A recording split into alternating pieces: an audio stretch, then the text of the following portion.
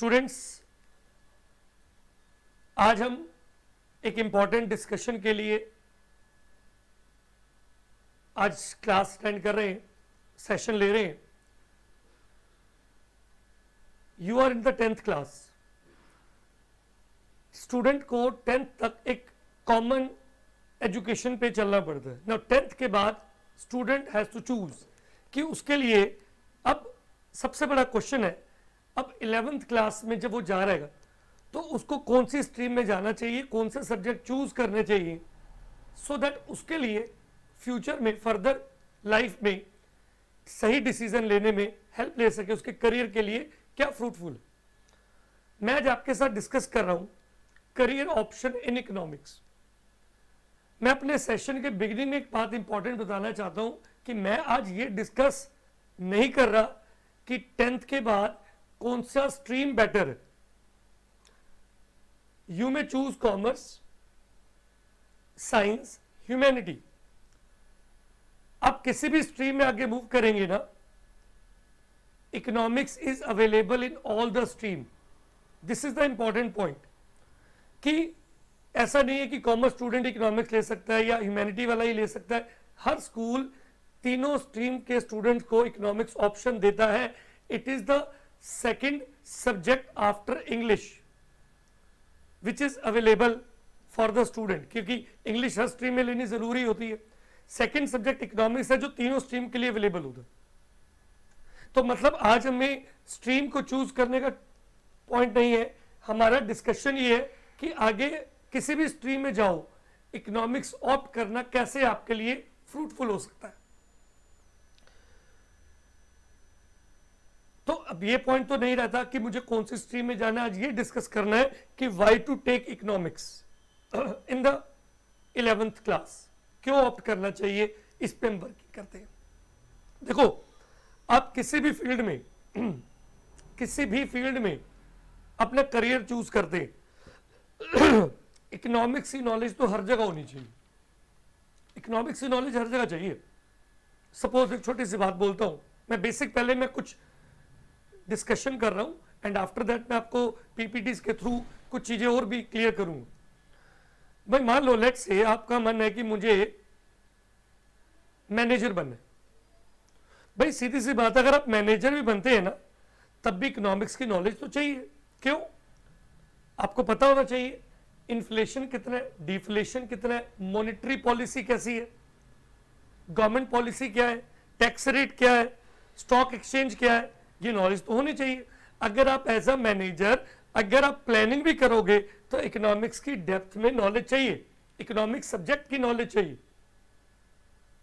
Economics कैसे economy चलती है, कैसे इकोनॉमिकली चला जाता है, कैसे रिसोर्स को यूज किया जाता है, ये इकोनॉमिक्स सब्जेक्ट बताता है। एक इकोनॉमिक्स आप लोग 10th स्टैंडर्ड में पढ़ते हैं as a part of social science. वो एक छोटा सा पार्ट है, वो तो अगर मैं कहूं तो ओनली ए ट्रेलर। ये 11th से कंप्लीट पिक्चर स्टार्ट होती है जब आप डिटेल में इकोनॉमिक्स को under the various head study करते हो। आपको मैं बताऊं 11th और 12th क्लास के अंदर इकोनॉमिक्स के क्या क्या सेक्शन सिलेबस में आते।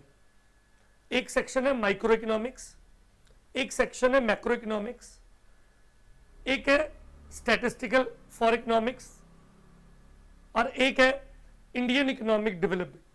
जस्ट लाइक आप लोग 10th स्टैंडर्ड पे मैथमेटिक्स सब्जेक्ट में स्टैटिस्टिक्स पढ़ते हो, वो छोटा सा पार्ट पढ़ते हो, limited mean median mode. 11th class में पूरी एक बुक है statistics for economics, that's a vast subject. ये अपने आप में स्टैटिस्टिक्स भी एक इकोनॉमिक स्टूडेंट के लिए एक स्ट्रीम बन जाता है। They can also make career in the statistics also, जिसको हम एक as a initial mean median mode के नेम से पढ़ते हैं। एक इकोनॉमिक्स सब्जेक्ट के अंदर बच्चों करियर अपॉर्चुनिटीज बहुत है, चाहे आप गवर्नमेंट सेक्टर में जाए चाहे प्राइवेट सेक्टर में जाए। सुनिएगा, गवर्नमेंट सेक्टर के अंदर वैसे अब मैं बता रहा हूं इकोनॉमिक्स में भी अपने आप में करियर है। एक तो इकोनॉमिक्स वैसे ही चाहिए, अगर आप अकाउंटेंट बनते हैं, अगर आप मैनेजर बनते हैं, अगर आप लॉयर बनते हैं, तब भी इकोनॉमिक्स की नॉलेज चाहिए, बट अपने आप में भी इकोनॉमिक्स एक वो सब्जेक्ट है जो आपको करियर अपॉर्चुनिटीज भी देते। That is what I want to explain today, कि अगर आप लोग 10th के बाद जो भी स्ट्रीम चूज करते हैं, इकोनॉमिक्स एक सब्जेक्ट एडअप कर लेंगे, देन सिंपल समझ लीजिए you will get a lot of opportunities, career opportunities can be added in your life, so that you can take the right decision in the future कि मुझे क्या करना चाहिए एज पर योर इंटरेस्ट। क्योंकि आप में से कई सारे स्टूडेंट ऐसे होंगे जिन्होंने आज कुछ सोचा होगा कि मुझे आगे क्या करना है, और कुछ ने भी सोचा ही नहीं है। मैं तो दोनों के लिए कहता हूं, जिसने सोचा हुआ है वो इकोनॉमिक्स जरूर ले, नहीं सोचा तब भी ले। क्यों?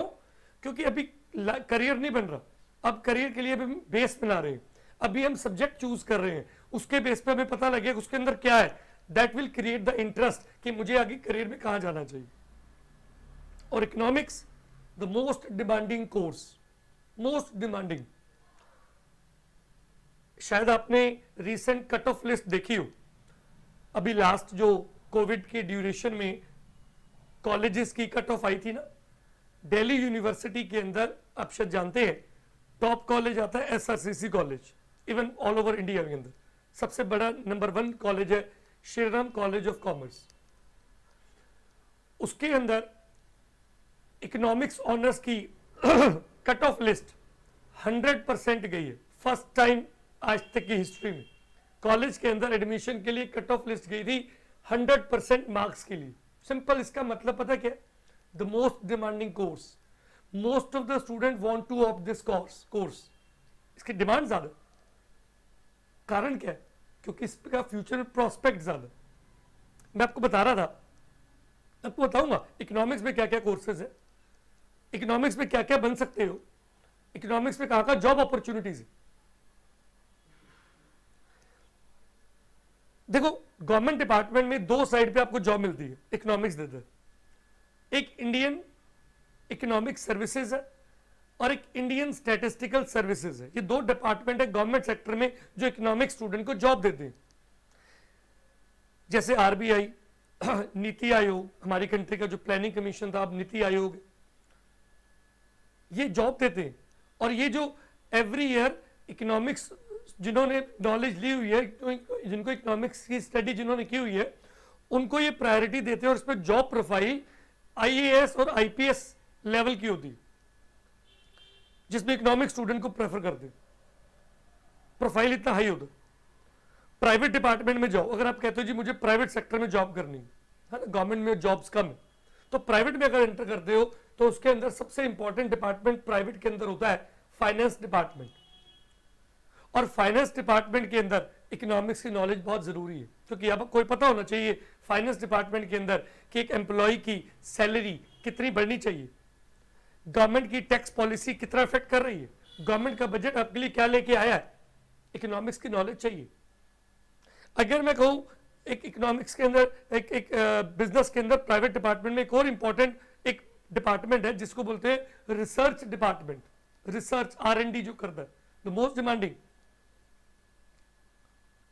रिसर्च।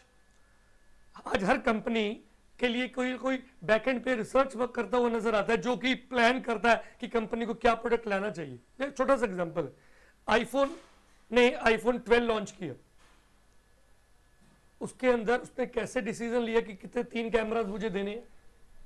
किसी ने तो R&D की ना। वो R&D क्या कर रहा है कि हम ये लेके आएंगे तो मार्केट में सेल्स पे क्या इफेक्ट पड़ेगा, क्या ये प्रोडक्ट कंपनी की ग्रोथ लेके आएगा, इसकी कॉस्टिंग कितनी आएगी, इसका रेट क्या रखना चाहिए, सेल्स बढ़ाने के लिए क्या स्ट्रेटेजीज अडॉप्ट करनी चाहिए। ये इकोनॉमिक्स जिसको नॉलेज होगी वो डिसीजन लेता है। मतलब कंपनीज भी उसको प्रेफर देते हैं जिसको इकोनॉमिक्स पढ़ी हुई, तभी तो मोस्ट डिमांडिंग है, तभी तो कट ऑफ सबसे ज्यादा है। अगर मैं एक एग्जांपल देता हूं पतंजलि प्रोडक्ट का, बाबा रामदेव का प्रोडक्ट है। बाबा रामदेव ने जो भी प्रोडक्ट, पतंजलि के बड़े सारे प्रोडक्ट आते हैं, आप देखते हैं जितने भी प्रोडक्ट आए कहीं ना कहीं उन्होंने R&D पहले की कि आयुर्वेदिक की कितनी मेडिसिन की कितनी डिमांड है, लोग कितना इसके लिए कंसर्न है, किस उसके बेस पे कैसे सेल्स को बढ़ा सकते हैं। And that is the reason. उस रिजल्ट की बेस पे आज मैं कह दूं पतंजलि ने कोलगेट की सेल बड़ी ग्राफ नीचे कर दिया, तो R&D करनी पड़ती है। बात समझना, इन सब के लिए इकोनॉमिक्स की नॉलेज चाहिए। तो आप किसी भी फील्ड में आगे जाओगे, इकोनॉमिक्स आपको हेल्प करेगा एज अ एडिशनल नॉलेज या एज अ मेन कोर्स। मतलब आप इकोनॉमिक्स के बेस पर भी करियर बना रहे हैं या पर किसी और स्ट्रीम में भी है तो भी इकोनॉमिक्स आपको सपोर्ट कर रहा है। चलिए मैं आपको धीरे धीरे करके कुछ बताता हूं, पीपीटीज के थ्रू क्लियर करता हूं। और कुछ मेरे साथ, क्योंकि I also I am teaching the economics from the last 21 years, so कहीं ना कहीं मेरे पास भी स्टूडेंट्स जो आते हैं वो भी जब करियर इकोनॉमिक्स में बनाते हैं तो मेरे को दिखता है हाँ यार ये बच्चा इधर मूव किया तो उसके क्या फ्यूचर कॉन्सिक्वेंसेज मिले, क्या उसका करियर अपॉर्चुनिटीज बढ़ी। मैं बताऊंगा अभी आपको।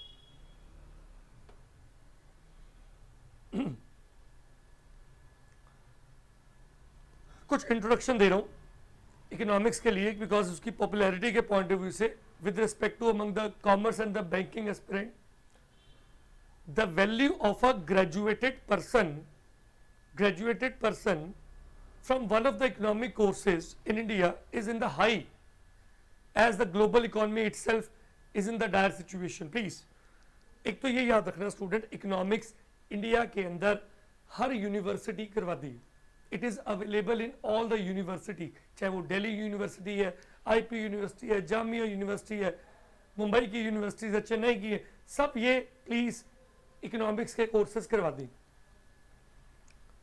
अगर एक साइंस स्टूडेंट, अगर आप मान लीजिए ऑप्ट करते हैं कि मुझे आगे साइंस में जाना है, इंजीनियरिंग में जाना है, आपने 11th-12th में साइंस ऑप्ट कर दी और उसके बाद क्योंकि आप इकोनॉमिक्स पढ़ रहे हैं, साथ साथ आपको इकोनॉमिक्स में इंटरेस्ट बैठ गया, तो अगर आप इकोनॉमिक्स में आगे ग्रेजुएशन जाते हो then you can do BSc in economics. एक ह्यूमैनिटी का स्टूडेंट अगर इकोनॉमिक्स में करियर बनाता है तो वो आगे मूव करता है बीए इन इकोनॉमिक्स। अगर एक कॉमर्स स्टूडेंट जाता है तो he can do economics honours. आगे आगे लाइंस बनी है। इकोनॉमिक्स के अंदर एक और कोर्स पॉपुलर है, business BBE, bachelor of business economics. अच्छा, मैं अगर बात करूं कि अगर आपको इकोनॉमिक्स के बेसिक फंडा अगर क्लियर हो जाए, बेसिक फंडा उसमें क्या है, इकोनॉमिक पॉलिसीज की demand, supply, production, macro, national income, unemployment, ये current challenge of the countries, country की जीडीपी कैसे बढ़ाए, आरबीआई की फंक्शनिंग, आरबीआई बैंक्स को कैसे कंट्रोल करता है, बैंक कैसे वर्क करता है, ये सब चीजें आप इकोनॉमिक्स में सीखते हैं। Economic course give the details in each and every aspect of the finance and the banking sector, whether international or domestic. BA economics graduate will be able to analyze and give his or her professional opinion and suggestion in the different economic aspect of the industry. बाकी courses की तरह इसके भी अपने अपने principles हैं, subjects हैं, streams हैं। कैसे? इकोनॉमिक्स के अंदर क्या क्या है जी, concepts of market, principle of business and finance, micro macro economics, demand supply, inflation, deflation, GDP, capital inflow outflow, ये सारे टॉपिक्स इकोनॉमिक्स में पढ़े जाते हैं जो कि जनरल लाइफ के लिए बड़े जरूरी है। इंडिया के अंदर जितने भी एजुकेशनल इंस्टीट्यूशंस हैं उनका जो करिकुलम है that is design to train and qualify to tackle each and economic situation and expertise. इसलिए इकोनॉमिक्स की डेप्थ नॉलेज भी इंपॉर्टेंट हो जाती है किसी भी कंपनी और ऑर्गेनाइजेशन के लिए कि अगर कंपनी में कभी बैंकरप्सी हो जाए, ह्यूज डेट्स हो जाए, उसको कैसे बचाया जा सकता है। आपको एग्जांपल दूं, हमारे करंट में पीएम कौन है? मोदी, नरेंद्र मोदी। इससे पहले former PM was doctor Manmohan Singh, and doctor Manmohan Singh did his PhD in economics from Oxford University. और first he became the RBI governor. RBI note पे जो साइन होते हैं, finance minister of the country, then the PM of the nation. Background था economics. आज अभी last week country का budget आया था, 1 फरवरी कंट्री का बजट आया था।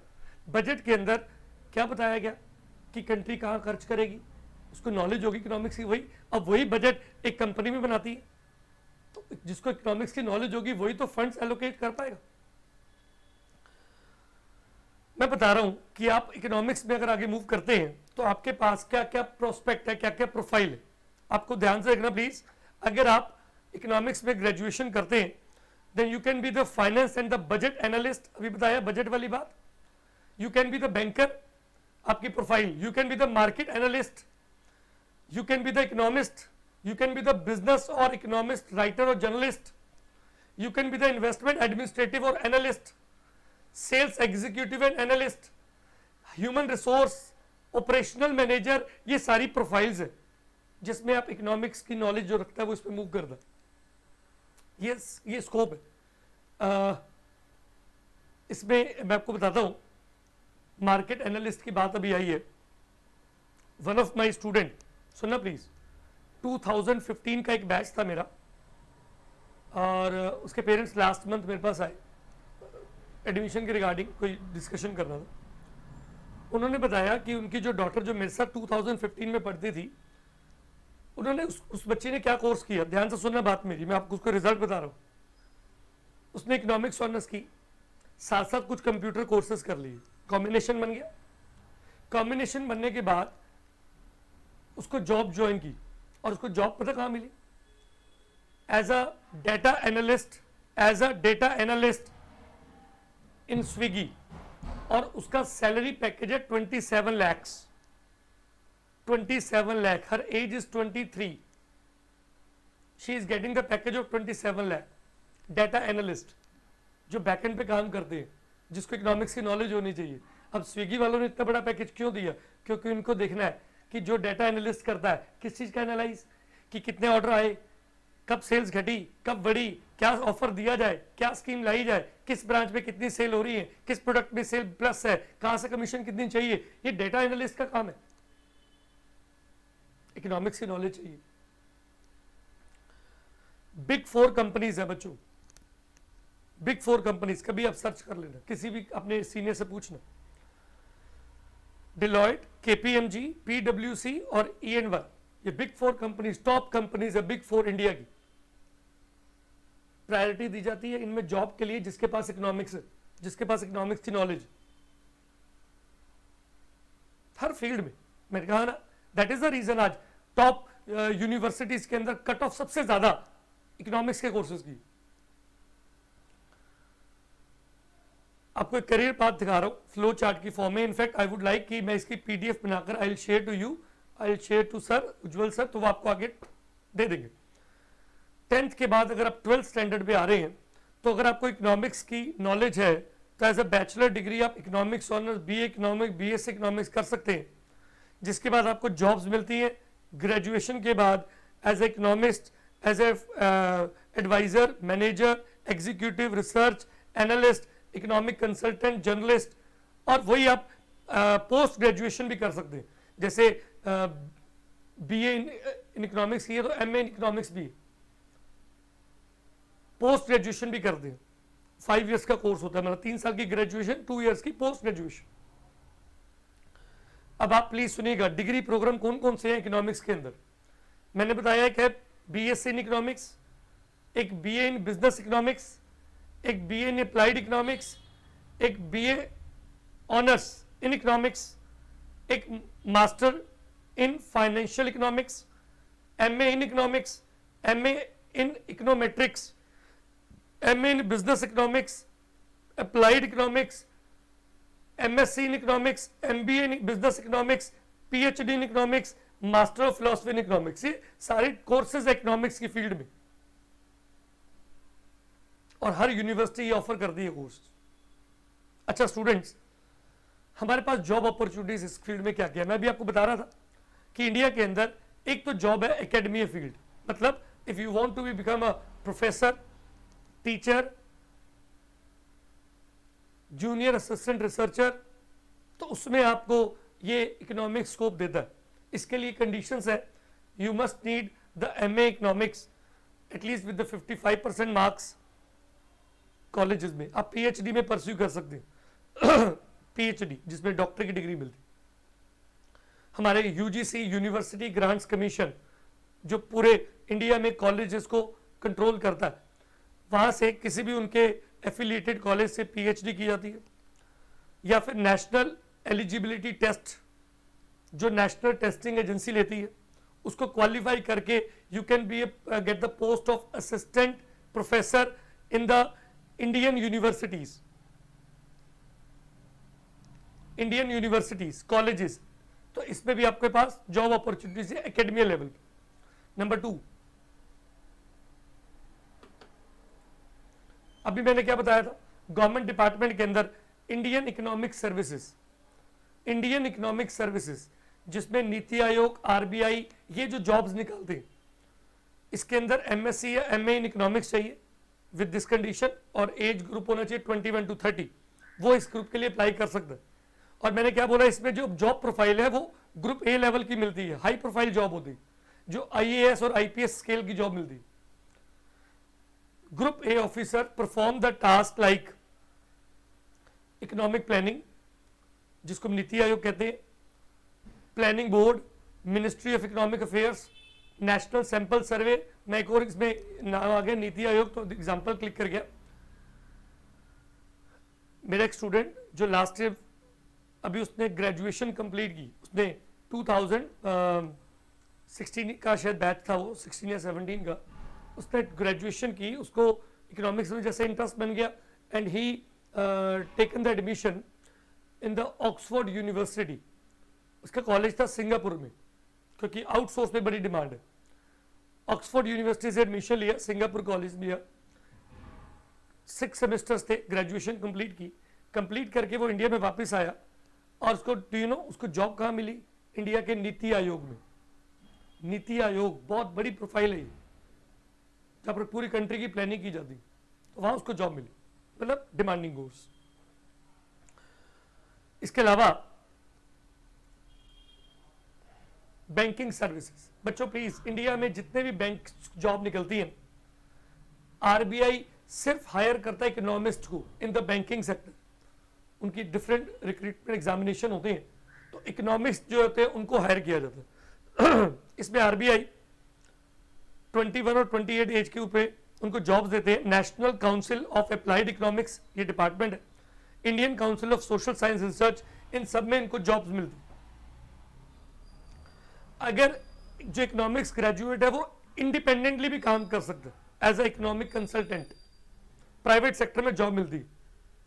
इसके अलावा इकोनॉमिक्स ग्रेजुएट आईबीपीएस के एग्जाम्स में भी अपने आप के लिए एलिजिबल कर सकता है, मतलब पेपर दे सकता है, एसबीआई के एग्जाम दे सकता है, स्टेट बैंक के, बैंकिंग सेक्टर में बड़ा अच्छा करियर बना सकता है। प्राइवेट बैंक्स, इंडिया के अंदर जितने प्राइवेट या फॉरेन बैंक्स हैं, ये बैकग्राउंड में ये वर्क देते हैं, बैकएंड वर्क देते हैं as a branch manager, as a clerk, economic adviser, development officers, ये इनमें जॉब मिलती है।